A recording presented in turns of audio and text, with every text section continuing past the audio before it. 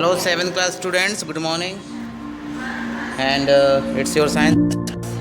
Welcome in Bal Bharati public inter college digital classes. और हमारा जो चैप्टर चल रहा था एनिमल फाइबर्स, आज उसी टॉपिक में हम आगे बढ़। पिछली बार मैंने आपको बताया था एक्सट्रैक्शन ऑफ वूल, यानी ऊन का निष्कर्षण। और ऊन के निष्कर्षण के बारे में मैंने आपको नोट्स ही भेजे थे, उसके ऊपर एक वीडियो बनाया कि मैं बारे में मैंने पढ़ाया था आप लोगों को, जो मुझे लग रहा है कि आप लोगों को समझ में होगा और आप लोगों ने अपनी कॉपी में होमवर्क भी कर लिया होगा। आज का जो हमारा नेक्स्ट टॉपिक चैप्टर का है वो है सिल्क, यानी रेशम।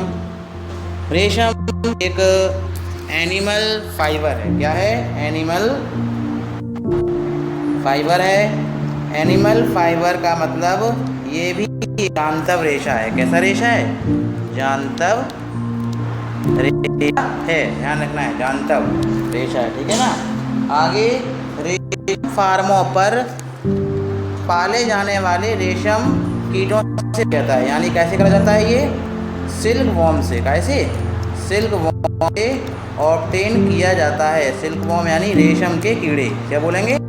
रेशम के कीट, रेशम कीटों से प्राप्त किया जाता है, ठीक है ना। रेशम कैसा होता है? मजबूत है, चमकीला होता है, मुलायम होता है, तथा इसका रेशा जो होता है पर होता है वो लंबा होता है। ये प्रोटीन से बने होते हैं। कैसे बने होते हैं? प्रोटीन से। इंग्लिश वालों को एक ही बार में समझना है कि ये प्रोटीन से बने होते हैं, जिससे हमारे बाल बनते हैं, जिससे हमारे नाखून बने होते हैं, नेल्स, उनमें रेशम बना होता है, ठीक है ना। रेशम प्राप्त करने के लिए रेशम के कीटों यानी सिल्कवर्म्स को पालना तथा इसका प्रबंधन करना रेशम पालन कहलाता है। तो इसको क्या बोलते हैं? रेशम कीट पालन। और ध्यान रखना है, इसको इंग्लिश में बहुत अच्छे वर्ड से नाम जाना जाता है। इंग्लिश में इसको हम बोलते हैं सेरीकल्चर। क्या बोलते हैं? सेरीकल्चर, CULTURE, सेरीकल्चर इसको हम बोलते हैं। अब आगे हम देखें तो रेशम कीट के कोकून से प्राप्त, रेशम कीट जो होता है कोकून से प्राप्त होता है। रेशम कीट के लार्वा अपनी लंथी, यानी जो हमारे सिल्क वॉर्म्स होते हैं, लंथी सलाइवा से। सलाइवा मतलब क्या होती है? लार होती है। क्या होती है?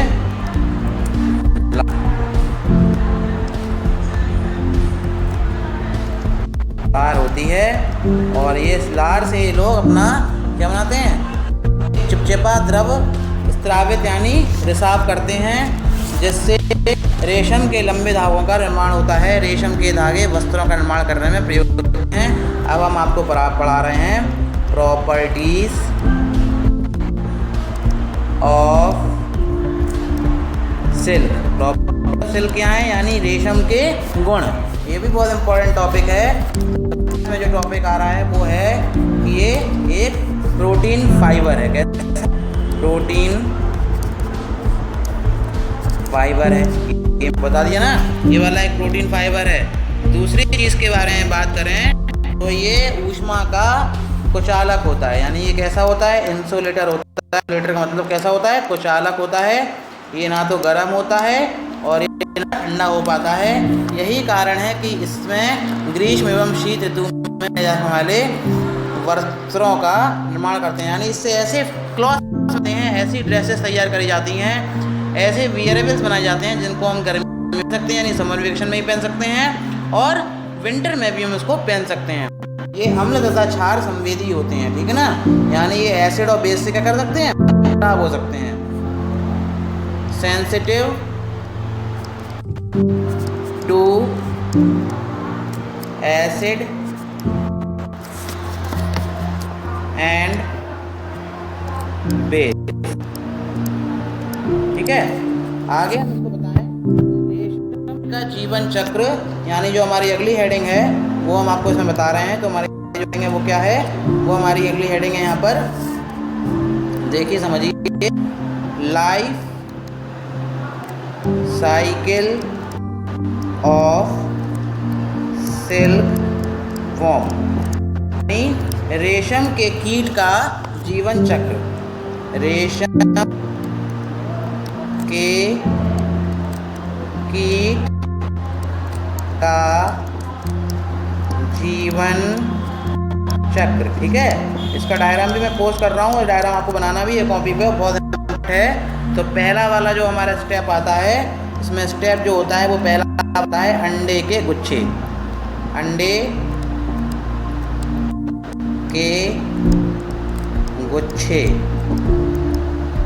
अंडे के गुच्छे को इंग्लिश में क्या बोलेंगे हम? इंग्लिश में हम इसको बोलेंगे clusters of eggs. Cluster of eggs, ध्यान रखना है, ठीक है ना। दूसरा जो हमारा इम्पोर्टेंट जो है, दूसरा हमारा जो इम्पोर्टेंट हमें स्टेप आता है, हमारा आता है सिल्क वॉर्म्स। क्योंकि सिल्क वॉर्म हमें लाना पड़ते हैं, किसी भी फॉर्म में आ सकते हैं। तो हमारा जो दूसरा स्टेप होता है सिल्क वॉर्म्स होता है। सिल्क वॉर्म्स यानी रेशम कीट, यानी रेशम के कीड़े हमें लाना पड़ेंगे। थर्ड स्टेप जो हमारा होता है वो होता है प्यूपा। प्यूपा, ठीक है, प्यूपा, या फिर हम इसी को दूसरे वर्ड में बोलते हैं कोकून। क्या बोलते हैं? कोकून। कोकून क्या होता है, मैं भी ये भी आपको समझा देता हूँ। कोकून क्या होता है, देखिए, कीट सर्वप्रथम, यानी जो सिल्क वॉर्म होता है वो सबसे पहले अपने को संभाले रखने के लिए एक जाला बनता है, जाला जैसा बनता है, ठीक है ना। ये कैसा होता है मैं आपको बता दूँ ये कैसा होता है। मान के चलिए ये आपका एक सिल्क वॉर्म है, ठीक है, ये आपका सिल्क वॉर्म।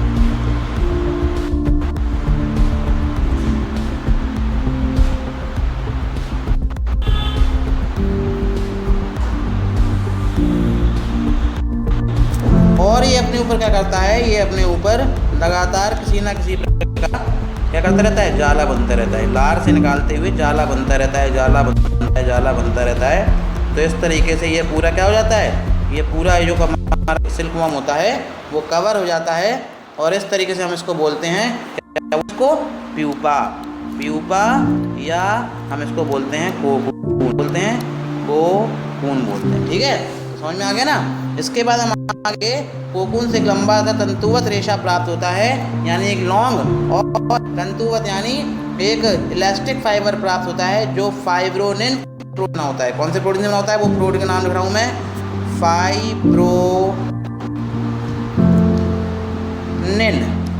फाइब्रोनिन प्रोटीन बना होता है रेशम का कपड़ा, ध्यान रखना है, ठीक है। हमारी जो नेक्स्ट आती है, नेक्स्ट स्टेज आती है, वो हमारी आती है फोर्थ स्टेज, और उसे हम बोलते हैं सिल्क वॉर्म। ये भी हमारा सिल्क वॉर्म जो होता है, सिल्क वॉर्म क्या करता है, विश्राम अवस्था के पश्चात यानी रेस्ट होने के बाद रेशम के कीड़े में कार्यान्तरित हो जाता है तथा कोकून को तोड़कर बाहर आता है। जब हमारा जो सिल्क वॉर्म होता है, ये जब इसमें से ये आराम कर लेता है तो इसमें ये रेशम का कीड़ा आपका बाहर निकल जाता है। इस तरीके से जैसे मान चलो बड़ा होके ये क्या हो गया, बाहर आ गया, ठीक है। ये बाहर आता है इस तरीके से यहाँ पर, और जब ये बाहर आ जाता है तो हम इसको बोलते हैं क्या है, सिल्क वॉर्म है। क्या है, सिल्क वॉर्म, ठीक है ना। वॉर्म क्या करता है, इस पर कोकून से निर्मित होने वाले रेशम के धागे से लंबाई टूट जाती है, तो कीड़ा इस द्रव का स्राव करता है जिससे रेशम घुल जाता है तथा कीड़ा कोकून से बाहर आ जाता है। कुछ स्वस्थ रेशम के कीड़ों को भविष्य में संकरण की प्रक्रिया हेतु रख लिया जाता है, ठीक है। अब बात आई रेशम के निष्कर्षण की, यानी नेक्स्ट टॉपिक में हम जो पढ़ेंगे वो है एक्सट्रैक्शन